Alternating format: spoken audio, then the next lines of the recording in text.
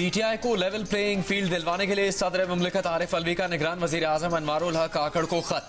सियासी वाबस्तगियां रखने पर जबरी गुमशुदगियों और सियासी वफादारियां बदले जाने को बायस तशवीश करार देकर सदर मुमलिकत ने खत्म खवातीन सियासी वर्कर्स की तवील नजरबंदी का मामला भी उठाया। लिखा कि अदालती रिलीफ के बावजूद दोबारा गिरफ्तारियां मामले को मजीद हसास बना रही हैं।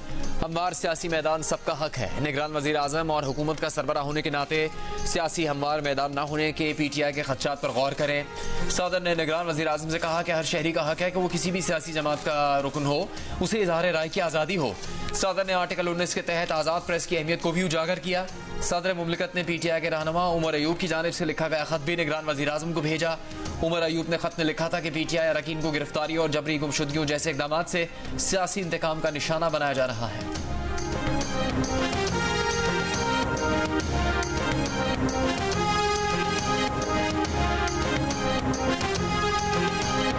बिलावल भुट्टो सरदारी ने मुस्लिम लीग नून को ना कर दी। कहा, जब तक नून लीग का बयानिया वोट को इज्जत दो था हम साथ चलते थे, जब बयानिया तब्दील हुआ तो साथ चलना मुश्किल हो गया। MKM और मुस्लिम लीग नून इत्तेहाद का नुकसान दोनों जमातों को होगा। बिलावल भुट्टो सरदारी ने कहा कि लेवल प्लेइंग फील्ड हो या ना हो, इलेक्शन पीपल्स पार्टी जीतेगी। ये पहली बार होगा कि वजीर आजम, वजीर आला और मेयर जियाला होगा।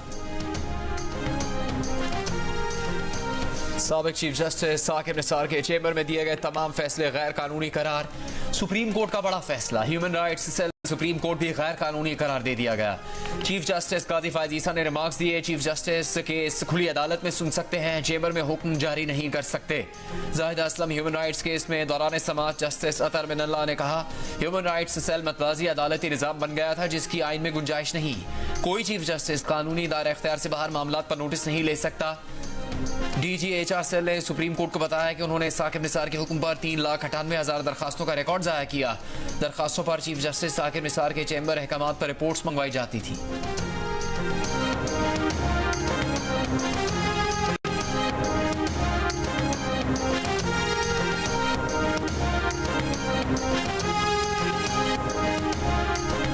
साबिक DG ISI फैज हमीद के खिलाफ जमीन पर कब्जे की दरखास्त। सुप्रीम कोर्ट ने करार दिया कि दरखास्त गुजार के पास फैज हमीद के खिलाफ मुतालिका फोरम्स मौजूद हैं। एडिशनल अटॉर्नी जनरल ने बताया कि दरखास्त गुजार वजारत दिफा से रुजू कर सकते हैं। रिटायर्ड फौजी अफसरान का कोर्ट मार्शल भी हो सकता है। सुप्रीम कोर्ट ने कहा कि आर्टिकल 184(3) का इस्तेमाल ऐसे नहीं होना चाहिए कि गैर मौजूद फर्द के भी बुनियादी हुकूक मुतासर हों। जस्टिस अतर मिनल्ला ने कहा कि आर्टिकल 184(3) का इख्तियार हर मामले में मत घसीटें।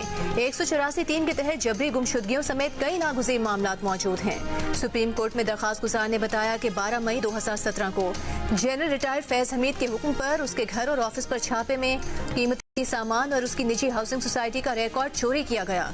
उसे और उसके साथियों को हब्से बेजा में रखा गया।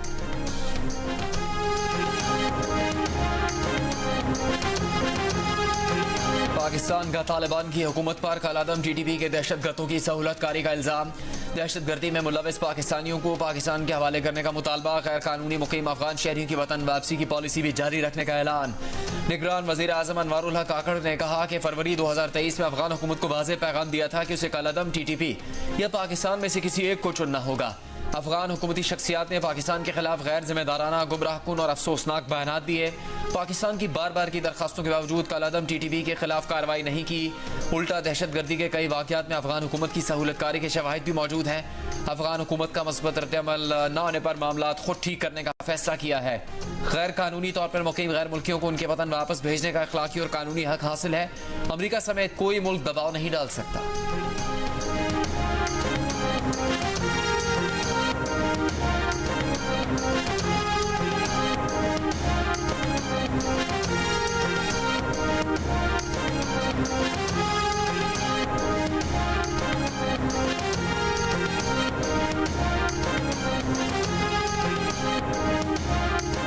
Nobody can demand us. I take it as an offense. Why do you think the Prime Minister of Pakistan can be demanded? Do you think that we are so nonsense? Sindh high court की अफगान शहरियों की बेदखली के खिलाफ दरखास्त पर समाअत से माजरत। विफाकी और सूबाई हुकूमत को नोटिस जारी करने से इनकार। अदालत ने रिमार्क्स दिए कि गैर कानूनी मुकीम अफराद की बेदखली रियासत की पॉलिसी है। अदालत किसी सूरत मुदाखलत नहीं कर सकती। अदालत ने सवाल किया कि वीजा मुद्दत खत्म होने पर क्या कोई पाकिस्तानी सऊदी अरब या किसी और मुल्क में रह सकता है? वीजा खत्म होने के बाद एक दिन भी किसी मुल्क में नहीं रह सकते। वकील ने कहा कि पाकिस्तान का कानून सबके हुकूक का तहफ़्फ़ुज़ करता है। अदालत ने कहा पाकिस्तान का कानून सिर्फ पाकिस्तानियों को तहफ़्फ़ुज़ देता है, उसका इतलाक सिर्फ पाकिस्तानियों पर होता है।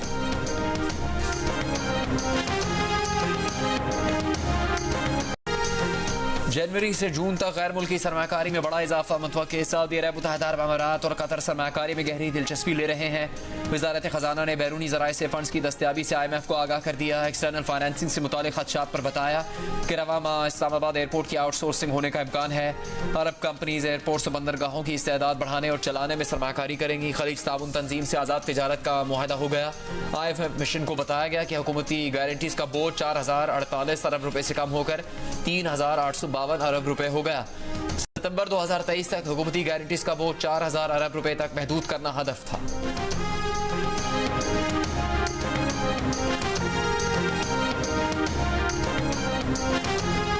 बिजली फिर महंगी। नेपरा ने बिजली 40 पैसे फी यूनिट मजीद महंगी कर दी। नोटिफिकेशन जारी।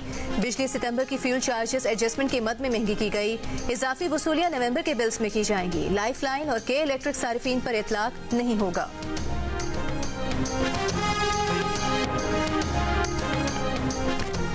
चेयरमैन PTI ने साइफर केस में फर्द जुर्म आयद करने की कार्रवाई सुप्रीम कोर्ट में चैलेंज कर दी। इस्लामाबाद हाई कोर्ट का 26 अक्टूबर को हुक्म कालअदम करार देने की इस्तेदा। वकील के जरिए दायर दरखास्त में कहा गया कि मुखालिफिन की जानिब से सियासी इंतकाम का निशाना बनाया जा रहा है। लगभग 200 मुकदमात बनाए गए हैं। रियासती मशीनरी जाली मुकदमात बनाने के लिए काबिल एतराज़ मकसद के तहत इस्तेमाल की जा रही है। एक साबिक वज़ीर आज़म और वज़ीर ख़ारजा के खिलाफ साइफर का पेचीदा केस बनाया गया। दरखास्त गुजार के खिलाफ पूरा ट्रायल गैर कानूनी और दायरे इख्तियार से तजावुज़ है।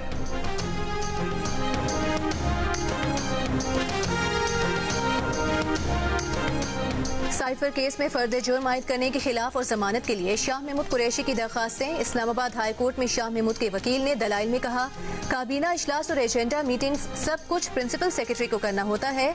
जिस बंदे को सारा कुछ करना है उसका नाम नहीं, जिनका कोई किरदार नहीं, उन पर मुकदमा बनाया गया। मुकदमे में साबिक प्रिंसिपल सेक्रेटरी आजम खान और असद उमर का जिक्र है मगर चालान में नहीं। चेयरमैन PTI और शाह महमूद की दरखास्त से जमानत खारिज। असद उमर की कंफर्म कर दी गई। स्पेशल प्रोसिक्यूटर ने कहा कि वजीर खारजा को तो वजीर आजम को ऐसी तकरीर से रोकना चाहिए था। वजीर खारजा ने इसके बजाय वजीर आजम को साइफर की मालूमात पब्लिक करने पर उकसाया। साबिक वजीर आजम की मुआवनत की।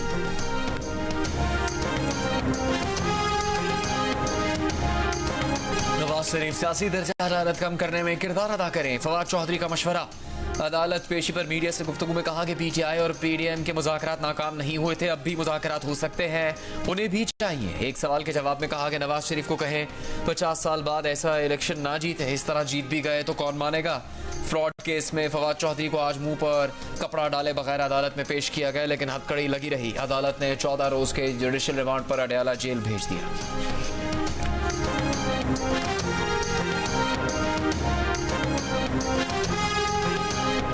अडियाला जेल में व्हाट्सएप पर बैरून मुल्क मुस्तकिल बात करने की सहूलत मौजूद नहीं। जेल PCO पर फैमिली और वकला से कैदियों की बात कराई जाती है। 18 अक्टूबर को खुसूसी इक़दाम करके चेयरमैन PTI की उनके बच्चों से बात करवाई गई। अडियाला जेल के सुप्रिटेंडेंट ने अदालत में जवाब जमा करा दिया।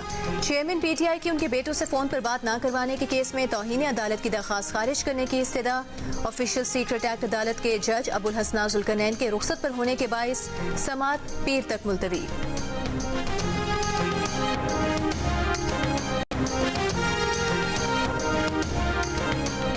साबिक वज़ीर आज़म की अहलिया बुशरा बीबी की 190 मिलियन पाउंड स्कैंडल केस में नैब के नोटिस पर पेशी से माजरत।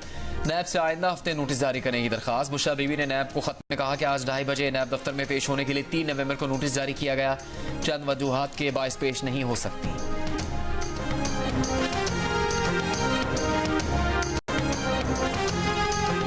बाबर आवान की सरबराही में तहरीक इंसाफ की कानूनी टीम की chief election commissioner Sikandar Sultan Raja से मुलाकात। PTI के इंट्रा पार्टी इलेक्शन में बेज़ाब्तगियों से मुतालिक 23 सितंबर को महफूज किया गया फैसला जारी करने का मुतालिबा। मुलाकात के बाद PTI के बैरिस्टर गौहर ने बताया कि उन्होंने पार्टी का charter of demand election commission को दे दिया है।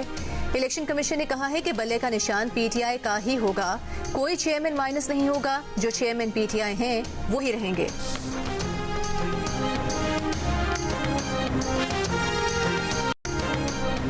फौजी अदालतों को फौरी तौर पर बहाल किया जाए, अदालती फैसले से जख्मों पर नमक पाशी न की जाए। दहशतगर्दी के खिलाफ जंग में शहीद होने वालों के अहले खाना की प्रेस कॉन्फ्रेंस।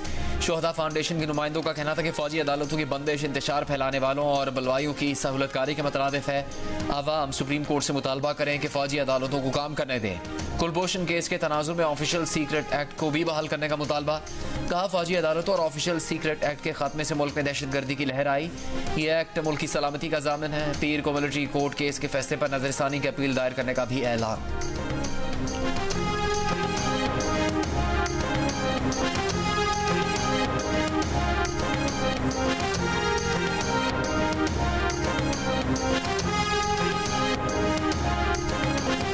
इसराइल ने गजा में हमले तेज कर दिए। रात भर बमबारी के बाद दिन में भी रिहायशी कैंप्स, अस्पतालों के अतराफ बमबारी। जबालिया, नसीरात, शाताई कैंप्स में रिहायशी इमारतों को निशाना बनाया। बमबारी से खान यूनिस में 2 मसाजिद शहीद कर दी। 24 घंटों में 300 फलस्तीनी शहीद। 33 रोज में शहदा की तादाद 10,500 से ज्यादा हो गई। इसराइली तैयारों का जान बचाने वाले तिब्बी सामान के काफिले पर भी हमला। अल-कुद्स अस्पताल में ईंधन खत्म होने के करीब। गजा पट्टी के आधे से ज्यादा अस्पताल नाकाबिले इस्तेमाल हो गए। गजा सिटी में अल-कसाम ब्रिगेड के हमले, मिसाइलों से इसराइली फौज की 10 से ज्यादा गाड़ियां और 4 फौजी टैंक तबाह कर दिए। गजा के जुनूब में इसराइली फौजियों के काफिले को गाइडेड मिसाइल से निशाना बनाया गया।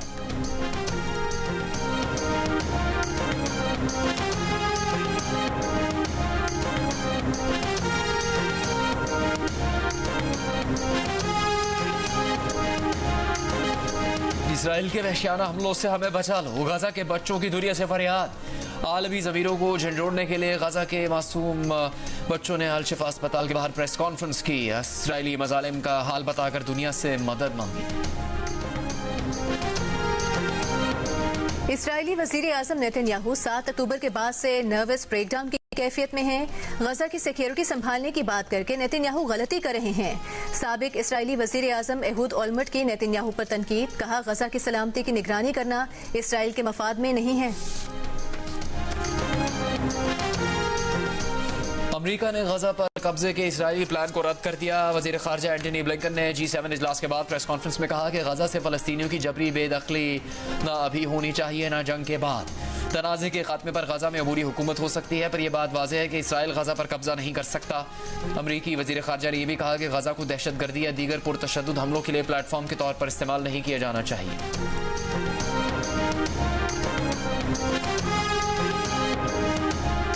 जमात इस्लामी के सेनेटर मुश्ताक अहमद मिस्र पहुंच गए। पाकिस्तान की हुकूमत, फौज और अवाम की जानिब से भेजा गया इमदादी सामान गजा के मज़लूम अवाम के लिए तकसीम करने में मावनत करेंगे। 4 दिन वो इम्पोर्टेंट है। कल का दिन तो हम इतना, क्योंकि यौम इकबाल है तो हम इतनी सख्ती नहीं करेंगे, लेकिन जुम्मा, हफ्ता, इतवार बहुत सख्ती होएगी और लोगों को हम बाहर निकले। 144 लगा है तो हम निकलने की इजाज़त नहीं देंगे। लाहौर, ननकाना साहब, शेखपुरा, कसूर, गुजरावाला, हाफिजाबाद, सियालकोट, नारोवाल समेत स्मॉग से मुतासरा पंजाब के अजला में 10 नवंबर की छुट्टी होगी। नोटिफिकेशन जारी। जुमा, हफ्ता और इतवार की छुट्टी के दौरान हुकूमत ने दफ़ा 144 नाफिज कर दी। शहरियों को घरों में रहने की हिदायत। निगरान वज़ीर आला पंजाब मोहसिन नकवी का कहना है कि स्मॉग के हवाले से अगले 4 दिन अहम हैं। लाहौर हाई कोर्ट का भी हाई कोर्ट और मातहत अदालतों में 10 नवंबर को छुट्टी का ऐलान। दुनिया के आलूदा तरीन शहरों में लाहौर आज भी सरफहरिस्त रहा। स्मॉग से फैलने वाली बीमारियों में इजाफा। लाहौर में कल से शुरू होने वाला गवर्नर्स कप गोल्फ टूर्नामेंट मुलतवी। 84% अफराद ने पाकिस्तान में गैर कानूनी तौर पर मुकीम अफगान शहरियों को मुल्क छोड़ने का हुक्म देने को अच्छा फैसला करार दिया। 69% ने उम्मीद जाहिर की कि अफगान शहरी अपने वतन लौट जाएंगे। गैलप पाकिस्तान के सर्वे के मुताबिक 64% पाकिस्तानियों का ख्याल है कि अफगान शहरियों को अपने वतन वापस जाने से पाकिस्तान में अमन व अमान की सूरत हाल बेहतर होगी। 55% पाकिस्तानी समझते हैं कि अफगान शहरियों की वतन वापसी से पाकिस्तानी मईशत को फ़ायदा पहुंचेगा। गैलप पाकिस्तान के सर्वे के लिए चारों सूबों और गिलगित बल्तिस्तान से 750 से ज़्यादा अफराद की राय ली गई।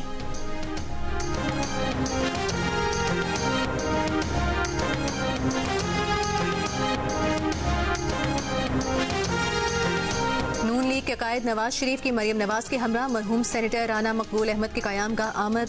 सेनेटर राना मकबूल अहमद और अहलिया के इंतकाल पर बेटों से इजहार ताज़ियत किया। कहा, वालिदैन का साया सर से उठ जाना बहुत बड़ा गम होता है।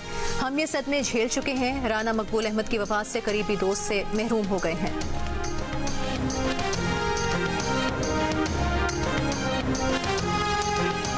निगरान वज़ीर आला सिंध की ज़ेर सदारत महकमा सेहत से मुताल्लिक़ इजलास तर्जुमान वज़ीर आला सिंध के मुताबिक वज़ीर सेहत को बुलाया गया, लेकिन वो किसी वजह के बाइस नहीं आए।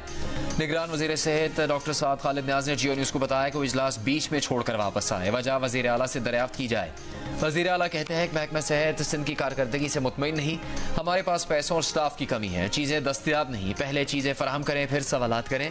वज़ीर आला अपनी पसंद का कोई वज़ीर सेहत ले आए। तर्जुमान वज़ीर आला सिंध का कहना है कि इजलास बीच में छोड़ने की बात में सदाकत नहीं।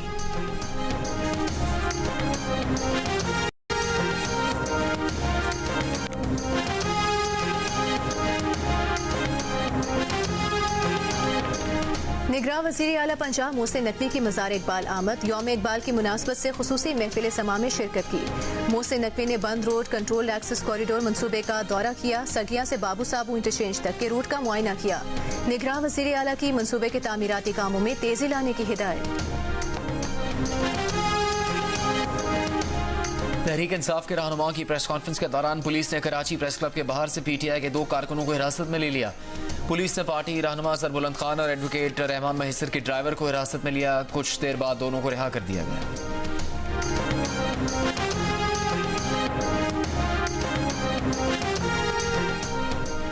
कराची में बच्चों का गजा के मज़लूम अवाम से इजहार यकजहती। शाहराह कायदीन लबैक या अक्सा किनारों से गूंज उठी।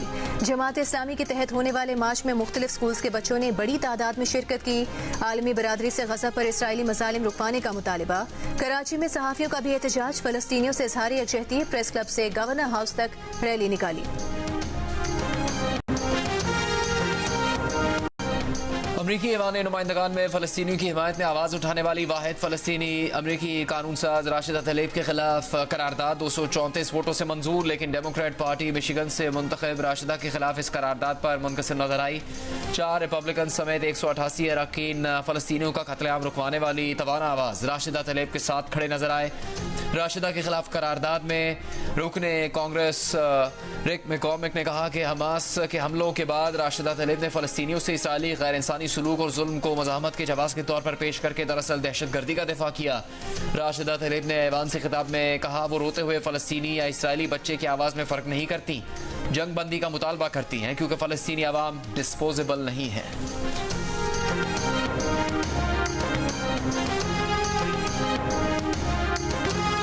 गजा के अस्पतालों में खिदमात अंजाम देने वाला तिब्बी अमला पुरअज़्म। 3 हफ्तों तक इसराइली बमबारी के दरमियान खिदमत अंजाम देने वाली अमरीकी नर्स ने कहा कि गजा जाने का दोबारा मौका मिला तो बिना कुछ सोचे वापस जाएंगी।